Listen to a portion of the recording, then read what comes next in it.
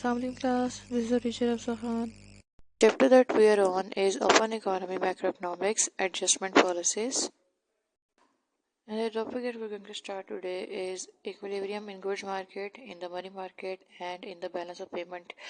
अच्छा जी, goods market का equilibrium जो है वो IS कर्व से शो होता है।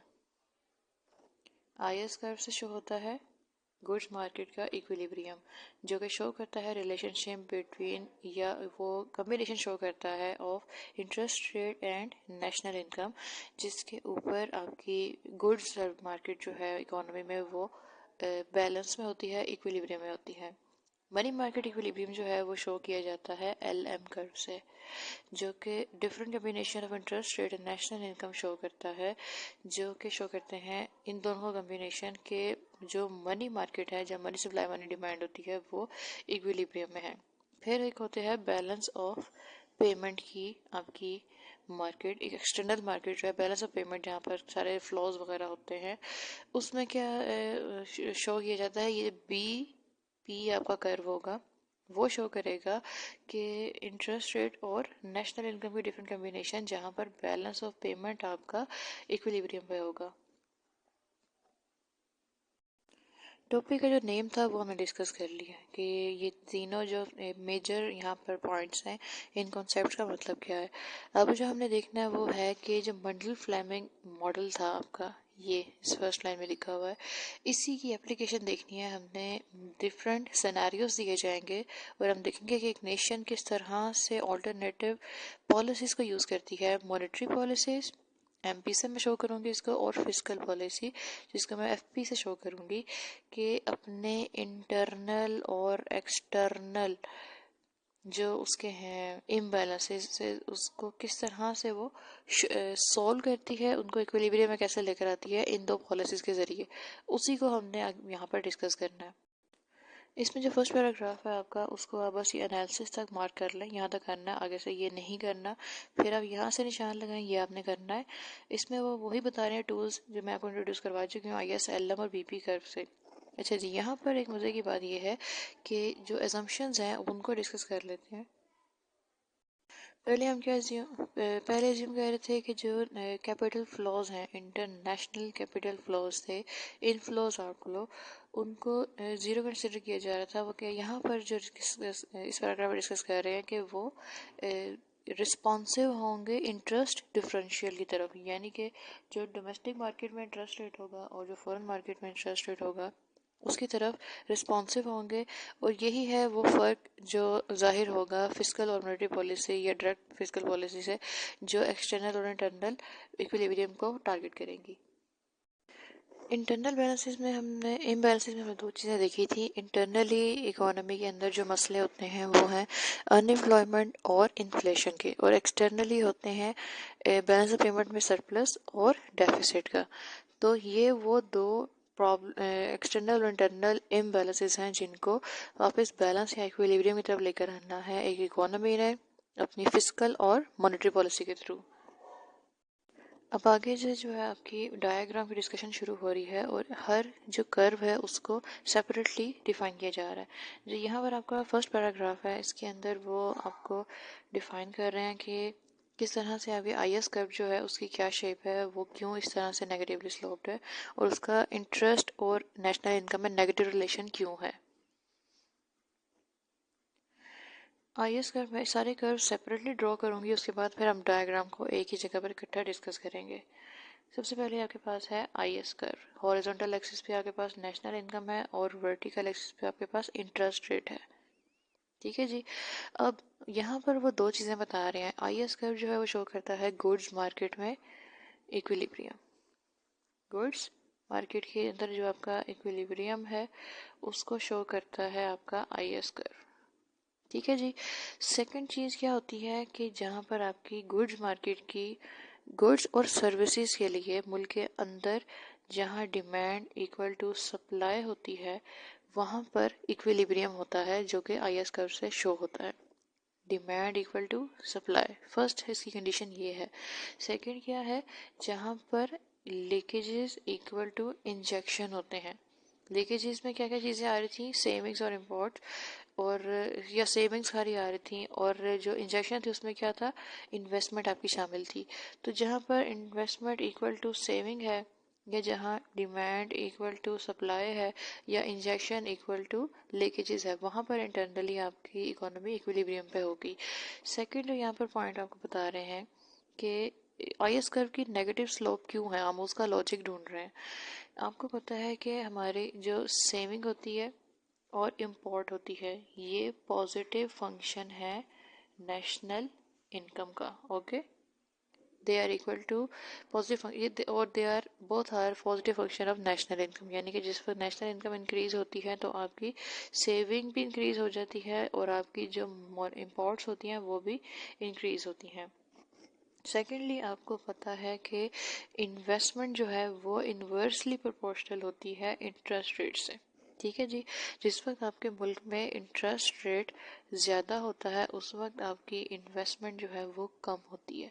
जिस वक्त आपकी इंटरेस्ट रेट कम होता है उस वक्त आपकी इन्वेस्टमेंट ज़्यादा होती है। अब इस फैक्ट को नज़र में रखें कि अगर हम सपोज करें कि आपकी इन्वेस्टमेंट इंटरेस्ट रेट जो है वो ज़्यादा हो रहा है, इन्वेस्टमेंट जो है वो कम हो रही है, आपको पता है कि आगे से मल्टीप्लायर का इफेक्ट होगा और आपकी नेशनल इनकम जो है वो भी कम हो जाएगी। तो जब नेशनल इनकम कम होगी तो आपकी इम्पोर्ट्स भी जो हैं वो उसके बाद कम हो जाएंगे, क्योंकि वो डायरेक्टली रिलेटेड है नेशनल इनकम से।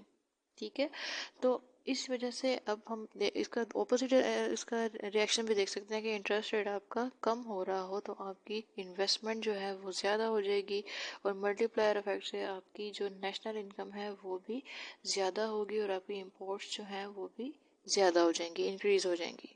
अब ये जो आपने देखा है ना कि इंटरेस्ट रेट ज़्यादा, नेशनल इनकम कम, इंटरेस्ट रेट कम, नेशनल इनकम ज़्यादा, तो ये जो नेगेटिव रिलेशन है दोनों के बीच में, इस वजह से जो आईएस कर्व है उसकी स्लोप नेगेटिव है, वो नेगेटिवली स्लोप्ड है। ठीक है जी, और लास्ट चीज़ यहाँ पे बता रहे हैं वो है कि आपकी जो है ना गवर्नमेंट एक्सपेंडिचर जो जी से शो हो रहे हैं, जो टैक्सेस होंगे गवर्नमेंट इम्पोज करती है वो, और एक्सपोर्ट्स, ये सारे जो हैं ये एग्जोजनस है, ये नेशनल इनकम जो है उससे ये मुतासिर नहीं होंगे। सिर्फ आपको लॉजिक समझाना चाह रहे हैं कि आईएस कर्व जो है वो नेगेटिवली स्लोप्ड क्यों है, यानी कि इंटरेस्ट और नेशनल इनकम में नेगेटिव लिंक क्यों शो करता है आईएस कर्व। आगे वो जो पैराग्राफ में डिस्कस करेंगे, अगर इंटरेस्ट रेट जो है इसी डायग्राम के अंदर, अगर इंटरेस्ट रेट फॉल कर जाए, इनिशियली जो इक्विलिब्रियम है वो है ई पॉइंट पर।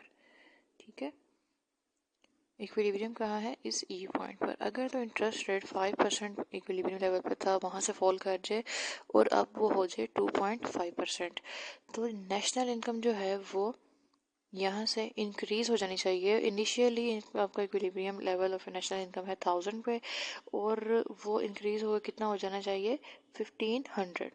तो इस ये कैसे होगा, अभी हम इसको देख लेते हैं। हमारा हमें पता है लिंक कैसे बनाना होता है। इंटरेस्ट रेट फॉल कर रहा है, जो अभी हमने डिस्कस किया, तो इन्वेस्टमेंट जो है इंक्रीज होती है। इन्वेस्टमेंट इंक्रीज होती है तो मल्टीप्लायर से आपकी नेशनल इनकम भी इंक्रीज हो जाती है। यहाँ तक तो मैं समझ आ गई कि क्यों लिंक बन रहा है इंटरेस्ट रेट कम होने से नेशनल इनकम के इंक्रीज होने का। अब जो पते की बात है वो ये है कि जिस वक्त आपकी इंटरेस्ट रेट कम होने से इन्वेस्टमेंट इंक्रीज हो रही है, तो इसको कहाँ से आपने पूरा करना है, ये जो इंक्रीज आ रहा है, चेंज इन इन्वेस्टमेंट हो रहा है, ये कैसे पूरा होगा। ये होगा कि जिस वक्त आपकी इनकम को लाजमी बढ़ना होगा, ताकि जो सेविंग जो कि पॉजिटिव फंक्शन है आपकी नेशनल इनकम का, जो लिंक्ड है डायरेक्टली नेशनल इनकम से, कि इनकम ज़्यादा हुई तो उससे आपकी सेविंग्स ज़्यादा हो गई, सेविंग ज़्यादा हुई तो आपकी जो इम्बैलेंस पैदा हुआ था कि आपकी इन्वेस्टमेंट जो है वो ग्रेटर देन सेविंग हो गई थी इंटरेस्ट रेट लो होने से, वो अब वापस इक्विलिब्रियम की तरफ चले जाएंगे, इन्वेस्टमेंट इक्वल टू सेविंग हो जाएगी। ये जो कम रह गई थी ना इन्वेस्टमेंट सेविंग, ये वापस इंक्रीज होने की वजह से अब दोनों इक्विलिब्रियम की तरफ आ जाएंगे। सेकंड चीज़ ये है कि जिस वक्त आपकी इनकम इंक्रीज होती है या आपकी नेशनल इनकम में चेंज आता है, उस वक्त दो तरह से चेंजेस आते हैं इसके रिस्पॉन्स में। एक तो सेविंग है इसका पॉजिटिव फंक्शन, दूसरा जो इम्पैक्ट आता है वो होता है इम्पोर्ट्स पे। ठीक है। तो जो चेंज इन नेशनल इनकम होता है ना, वो इन दोनों चेंजेस के बराबर होता है। और हम क्या बात कर रहे हैं कि नेशनल इनकम में चेंज किस वजह से आता है, इन्वेस्टमेंट में चेंज आने से। ठीक है। तो जिस वक्त इन्वेस्टमेंट चेंज होती है उसको नेशनल इनकम चेंज होती है। और नेशनल इनकम जो है उसके चेंज का इजहार दो जगहों से किया जा सकता है। एक है change in saving plus change in imports. तो यहाँ पर जो है आपका IS कर्व की डिस्कशन कंप्लीट हुई है। अब हम आगे चल के देखते हैं जहाँ पर LM कर्व की डिस्कशन शुरू हो रही है। ठीक है। LM कर्व जो है आपको पता है कि वेरियस कम्बिनेशन शो करता है इंटरेस्ट रेट और आपकी जो नेशनल इनकम है उसके। और इन इंटरेस्ट रेट और नेशनल इनकम के जो लेवल्स हैं LM कर्व शो करता है, जो कि पॉजिटिवली स्लोप्ड है LM कर्व। ठीक है। आप जो डायग्राम में भी देख सकते हैं कि आपका जो LM कर्व है वो पॉजिटिवली स्लोप्ड है। अच्छा जी, यहाँ पर वो क्या बता रहे हैं आपको कि ये पॉजिटिवली स्लोप्ड क्यों है, उसका लॉजिक। अच्छा जी, इक्विलिब्रियम मनी मार्केट में किस वक्त होगा, जिस वक्त मनी डिमांड जो है वो इक्वल टू होगी मनी सप्लाई के।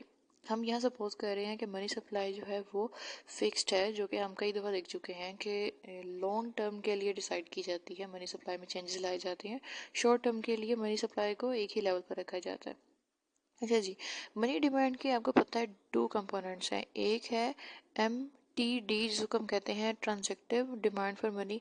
दूसरा मनी डिमांड का कंपोनेंट है MSD जिसको हम कहते हैं speculative demand for money. MTD money transactive motive के लिए जो मनी डिमांड होती है वो पॉजिटिवली रिलेटेड होती है आपकी इनकम से, कि जैसे जैसे इनकम ज़्यादा होती है वैसे जैसे मनी ट्रांजैक्टिव डिमांड फॉर मनी ज़्यादा होती है, कि आप उतना ज़्यादा बिजनेस ट्रांजैक्शंस में इन्वॉल्व होते हो, खरीदो फरोख्त करते हो और आपको उतने ज़्यादा आमदनी ज़्यादा होती है, ज़्यादा आप खरीदो फरोख्त करते हो और आपको ज़्यादा कैश बैलेंस की ज़रूरत होती है। सेकंड होती है MSD speculative demand for money, जो कि इसका लिंक होता है कि जिस वक्त इंटरेस्ट रेट ज़्यादा होता है उस वक्त कैश बैलेंस को होल्ड करने की जो अपॉर्चुनिटी कॉस्ट है वो ज़्यादा हो जाती है। ठीक है। अपॉर्चुनिटी कॉस्ट किस चीज़ की ज़्यादा होती है, टू होल्ड कैश बैलेंस। तो इंटरेस्ट रेट ज़्यादा होने से जो MSD है वो कम हो जाती है। इस सूरत में क्या होता है कि आपके जो MSD है वो नेगेटिव रिलेटेड होती है आपके इंटरेस्ट रेट से। क्यों? क्योंकि इंटरेस्ट रेट ज़्यादा होने से आपको अट्रैक्टिव लगते हैं दूसरे शक्ल में, बॉन्ड्स वगैरह की शक्ल में अपने एसेट्स को सेव रखना, अपनी वेल्थ को स्टोर करना, बजाय से कि आप कैश की शक्ल में पैसे रखो। अच्छा जी, तो जिस वक्त ये दोनों प्लस हो, MTD प्लस MSD, ये पूरा मनी डिमांड के कंपोनेंट हैं और ये किसके बराबर होते हैं, मनी सप्लाई के। उस वक्त मनी मार्केट इक्विलिब्रियम में होती है। ये होता है मनी मार्केट का इक्विलिब्रियम, जो कि LM कर्व से शो होता है, जो कि पॉजिटिवली स्लोप्ड है between, it shows the link between interest rate and Y और नेशनल इनकम। अच्छा, एक चीज़ यहाँ बता, अपॉर्चुनिटी कॉस्ट तो होती है कैश बैलेंस को होल्ड करने की, लेकिन जो एक चीज़ यहाँ बता रहे हैं वो ये है कि जब आप कैश में बैलेंस होल्ड करते हो तो आपके पास एक मौका होता है कि अगर आपको लगे कि कोई एसेट है जिसकी वर्थ ज़्यादा हो रही है, ज़्यादा अट्रैक्टिव अपॉर्चुनिटी है आपके पास इन्वेस्टमेंट करने की, तो आप अपने उस कैश बैलेंस को वहाँ पर यूज़ कर सकते हो। लेकिन अगर आप ऑलरेडी सारे पैसे कैश की बजाय बॉन्ड में रख लो तो आप उसको किसी और इन्वेस्टमेंट के लिए यूज़ नहीं कर सकते। तो इस वजह से money demand for holding in cash your balances, उसका क्या फ़ायदा होता है। ठीक है। अच्छा, अब वो यहाँ क्या कह रहे हैं कि LM कर्व का पॉजिटिव स्लोप क्यों होता है, उसका लॉजिक ये है कि जिस वक्त आपकी इंटरेस्ट रेट आपके होते हैं जनाब, जैसे वो पीछे डायग्राम में बता रहे हैं कि इक्विलिब्रियम लेवल जो है वहाँ पर इंटरेस्ट रेट क्या है, 5%।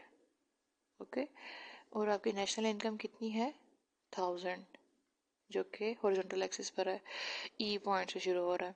जिस वक्त आपका इंटरेस्ट रेट इंक्रीज करता है 7% पे जाता है, ठीक है, उस वक्त क्या होता है कि आपके पास जो मनी डिमांड जो होती है वो कम हो जाती है। ठीक है।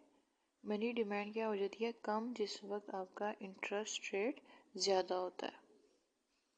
तो उस सूरत में क्योंकि कैश की सूरत में अपनी वेल्थ को होल्ड करना इतना अट्रैक्टिव नहीं लगता, बजाय से कि आप किसी इंटरेस्ट बेयरिंग बॉन्ड को खरीद लो तो आप पैसे कमा सकते हो।